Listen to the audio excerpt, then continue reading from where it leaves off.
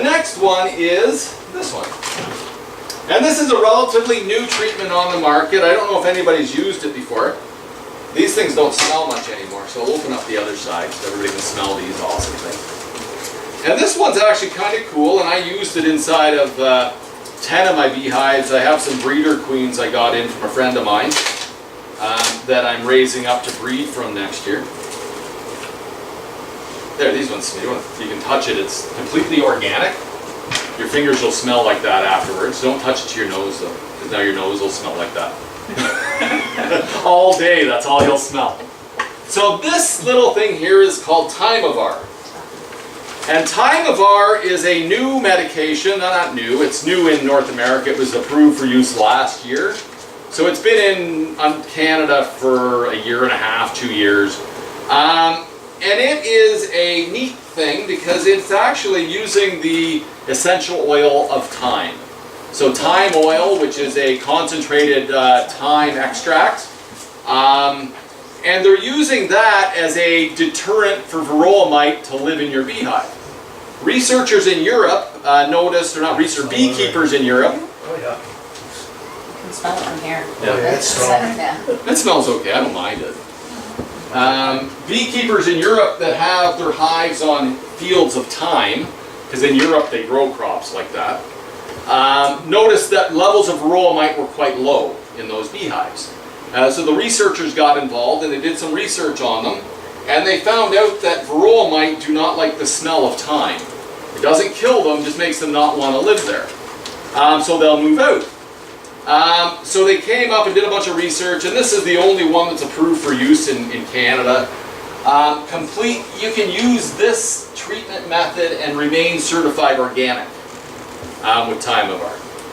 And the way you treat with this is very simple. You go out to your beehives when there's no honey supers on them, because if there's honey supers on them, your honey will smell like this. And you don't want your honey to smell like this. So you go out to your beehive, and with one brood chamber like this, you would get one of these big strips and cut it in half. And you put one there and put your lid on. And for 31 days, you'll have no Varroa mites in your hive, or very few Varroa mites in your hive, because it'll smell like that. And the Varroa mite will just decide to leave because they don't want to live there. If you have 2 brood chambers on, you cut 2 strips in half, and you do that on the top box to allow, you want 2 strips in a double brood chamber, 1 strip cut in half in a single.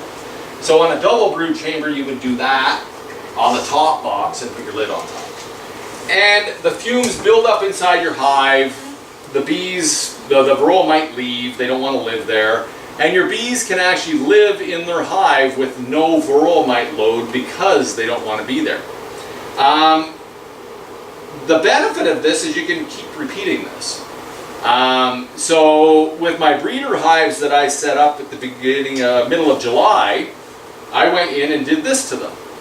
And then next week is 30 days after I did this, and the treatment for this is 30 days.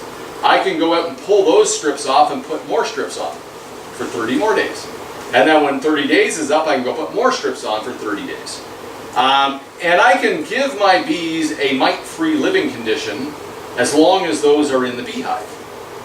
What I can't do is put honey supers on that hive. Because if I put honey supers on that hive, the honey's going to smell and taste like that.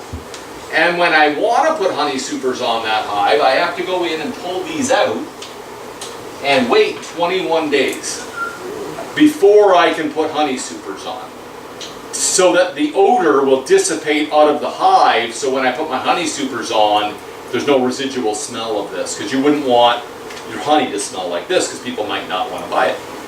But you could sell it as thyme honey, I guess. But I don't know if there's a big market for thyme honey. So that's treating with this stuff here. I did use it on the hives there. We're going to see how it goes.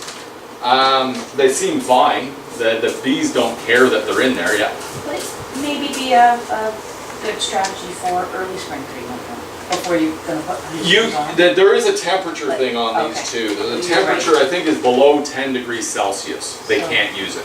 It would So it's got to be affect above them 10. So, anyways, right? It would so be you above- possibly could. The downfall of using them in the spring is that in Canada or Ontario, we don't have a very big window of treatment time in the spring. Yeah. So if we have to treat for 31 days and then pull them off for 21 days, that's almost 2 months. Yeah.